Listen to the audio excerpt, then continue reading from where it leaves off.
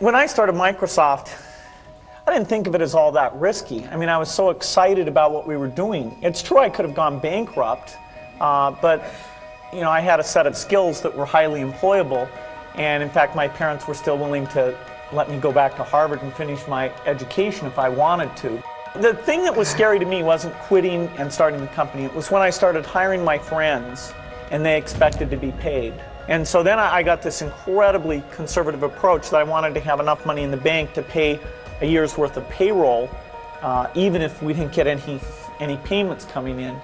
If you're going to start a company, it takes so much energy that it better overcome your feeling of risk.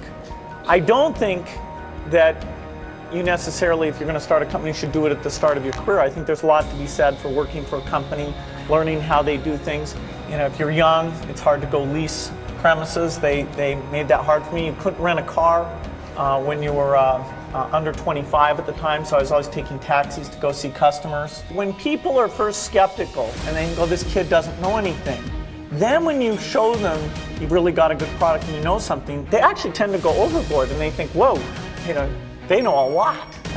Let's really do an incredible amount with these people. So our youth, at least in this country, was a huge asset for us once we reached a certain threshold. It is hard. It's hard to hire older people because they'll be a little bit conservative about whether they should come and take the risk. And it took 3 or 4 years before we could go out into the normal sort of employment pool. But those problems that come with starting the firm, you better think of those as part of the pleasure, part of the challenge that is part of the excitement. If you want to have impact, usually delegation's important. Although, individual contributors in terms of inventing a drug or a new approach to things, that's phenomenal. So when Microsoft first got started, I wrote most of the code, and everybody else's code I read and kind of rewrote.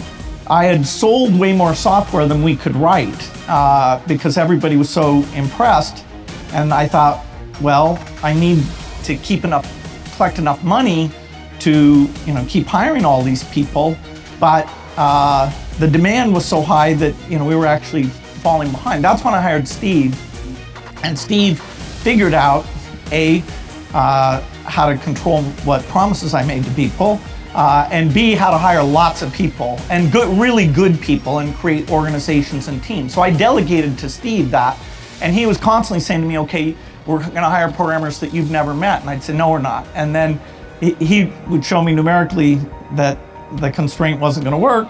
Then I said, okay, then I would know all the managers of the people. And so over time, and of course, I could say the quality per person was falling monotonically. Large problems, if you want to write the most popular office productivity software, that one person absolutely can't do that. You can write pretty code. So everyone has to decide what scale of organization they want to work in. Eventually, my role was very much as a leader and a reviewer of managers, but the top people, and I hired some super experienced people, I would make sure they were pursuing a common vision and they were well coordinated.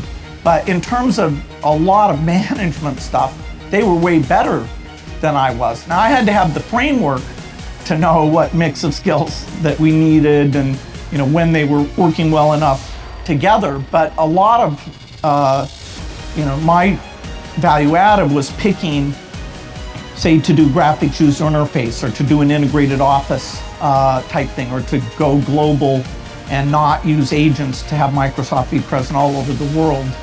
And so yeah, picking what you're good at and how you find the other people to fill in those things, that's super important. And most founders aren't able to scale that up and kind of give up the hands-on things that they used to get a lot of pleasure and comfort from.